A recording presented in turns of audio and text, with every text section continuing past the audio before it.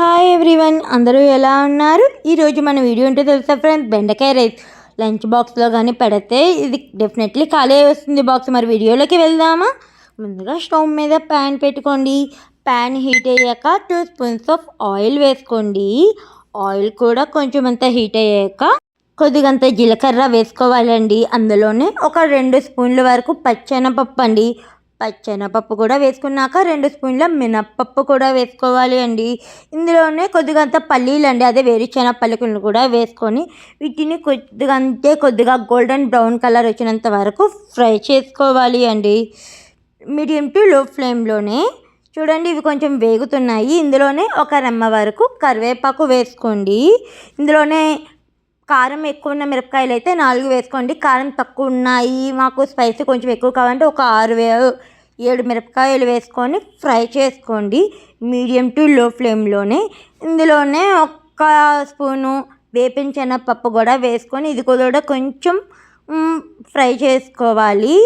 కొంచెం ఇది కూడా వేగాక వీటిని ఒక ప్లేట్లోకి తీసుకొని చల్లార్చుకోవాలండి. చల్లారాక వీటిని మనం ఒక మిక్సీ జార్లో వేసుకోవాలి. చూడండి, ఇలా మిక్సీ జార్లో వేసుకుంటున్నాను. వీటన్నిటిని పౌడర్లా చేసుకోవాలండి, మిక్సీ పెట్టుకోవాలి.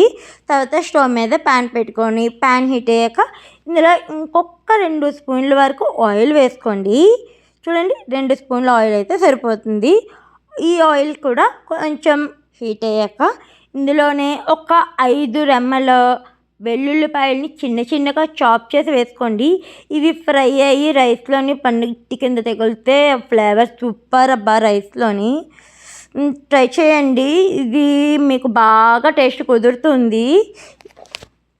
ఈ బెండకాయ రైస్ ట్రై చేశాక మీకు ఎలా కుదిరిందో మన కామెంట్ రూపంలో తెలియచేయండి.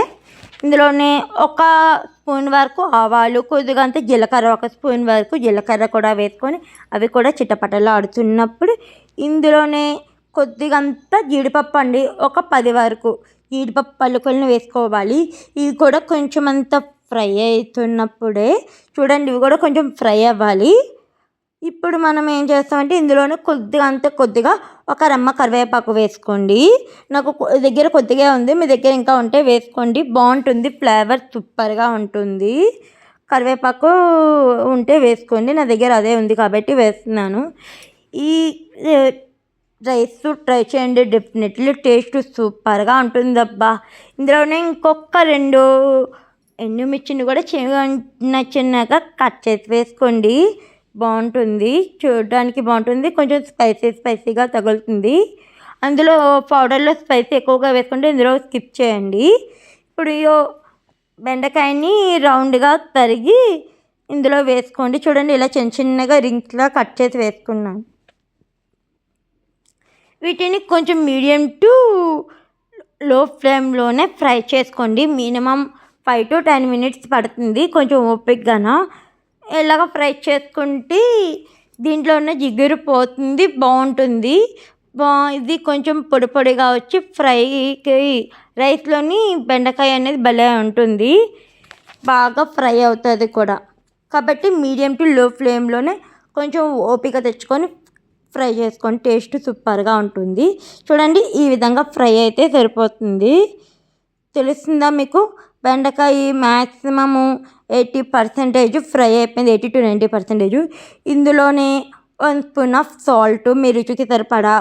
ఒక్క స్పూను బియ్యం పిండి అండి.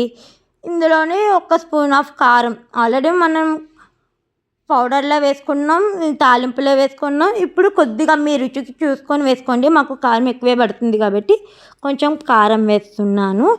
వీటన్నిటిని బియ్యం పిండి ఎందుకు వేస్తానని అనుకోవచ్చు, మనం ఇంతగా ఫ్రై చేసిన జిగురు ఎక్కడో ఉంటుంది అనిపిస్తుందేమో అని చెప్పేసి జిగురు లేకుండా ఉండడానికి, రైస్లో పొడిగా క్రిస్పీగా తగలడానికి, బెండకాయ లేడీస్ ఫింగర్స్ పొడిగా తగలడానికి, క్రిస్పీగా రావడానికి అని చెప్పేసి ముందుగా మనం ఫ్రై చేసి పొడి చేసుకున్నాం కదా పప్పుల పొడి, ఇందులో వేసుకొని కలిపేసుకోవాలండి.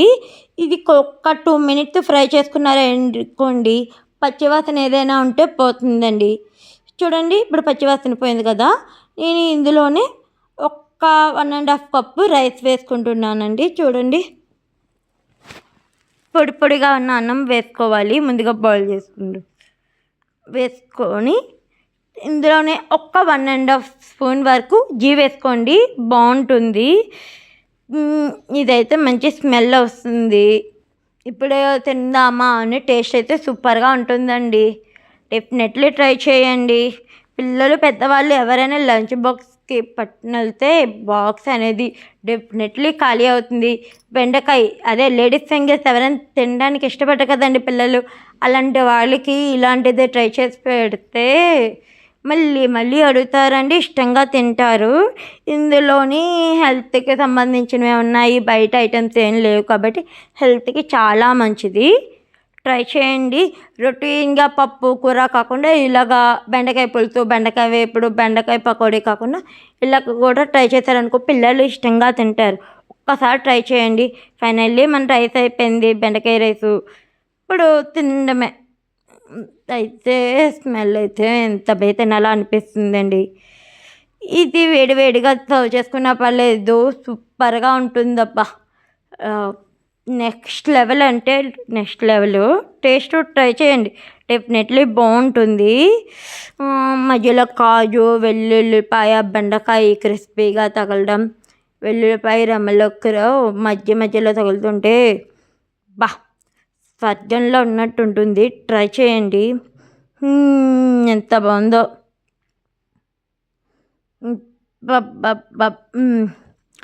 సూపర్ అబ్బా, ట్రై చేయండి, డెఫినెట్లీ సూపర్. డెఫినెట్లీ మీకు టేస్ట్ నచ్చుతుంది. మరి ఇంకెందుకు ఆలస్యం, మన క్రాంతి మల్టీ వ్లాగ్ ఛానల్ని ఎవరైనా సబ్స్క్రైబ్ చేసుకోకపోతే ప్లీజ్ ఇప్పుడే సబ్స్క్రైబ్ చేసుకోండి. ఈ వీడియో కోసం మీ అభిప్రాయాన్ని కామెంట్ చేయండి. Thank you.